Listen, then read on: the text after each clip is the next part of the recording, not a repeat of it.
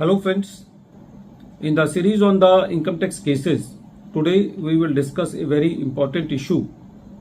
in regard to issue of the notice under section 143 subsection 2. The limited issue in the present case before the Honorable Supreme Court was that in case the assessee files the return under section 139 subsection 1 and after that the assessing officer issues the notice to the assessee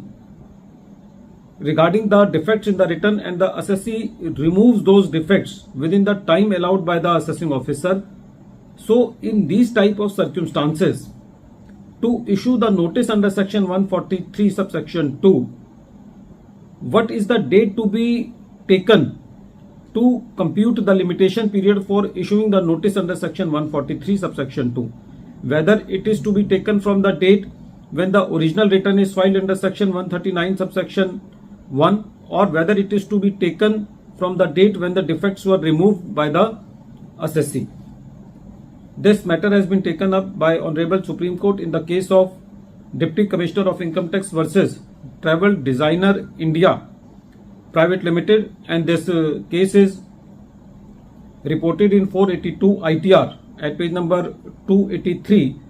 and the date of the judgment is 14th February 2025. The facts of the present case are like this. The case relates to the assessment year 16-17. The assessee filed the return of income under section 139 subsection 1. There were some anomalies in the return and the assessing officer issued the notice to the assessee to remove some defects in the return of income, and the assessee in response to the notice under section 139 subsection 9 remove the defects in the return within the time allowed by the learned assessing officer. As all we know that the period for issue of notice under section 143 subsection 2 for the assessment year 16-17 was within 6 months from the end of the financial year in which the return is filed. In the present case, the notice under section 143 subsection 2 was issued beyond the period which is there under section 143 subsection 2, and the assessing officer was taking the plea that he has calculated the period of limitation for issue of notice under section 143 subsection 2 from the date on which the defective return was rectified by the assessee. But at the same time, the assessee was taking the ground that the period of limitation should be taken from the date when the original return under section 139 subsection 1. The plus point in the present case was that of the assessee was that the assessee has complied with the notice under section 139 subsection 9, that is, he has removed the defects within the time allowed by the assessing officer to remove those defects. So the Gujarat High Court has already given the decision in favor of the assessee by saying that the return would relate back to the date of filing of the original return, and consequently the notice under section 143 subsection 2 is time barred. In the present case, if the time period from the date on which the assessee has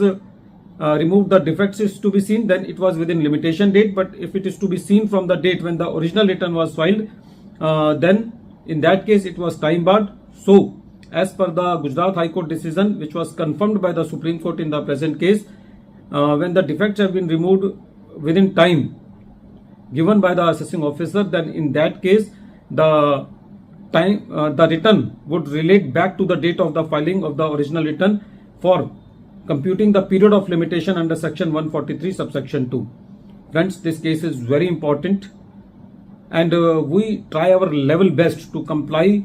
the notices of the revenue within time. We should not take it very lightly, because nowadays the compliance of the notices, whether in the form of defective return or whether in respect to filing of the return under section 148 is concerned, or any other compliance is concerned, then they should be done within time. At the end of this video, once again I am repeating the name of the case. The name of the case is Deputy Commissioner of Income Tax versus Travel Designer India Private Limited, and this case is reported in 482 ITR at page number 283, and the date of the judgment is 14th February 2025. Thank you, friends.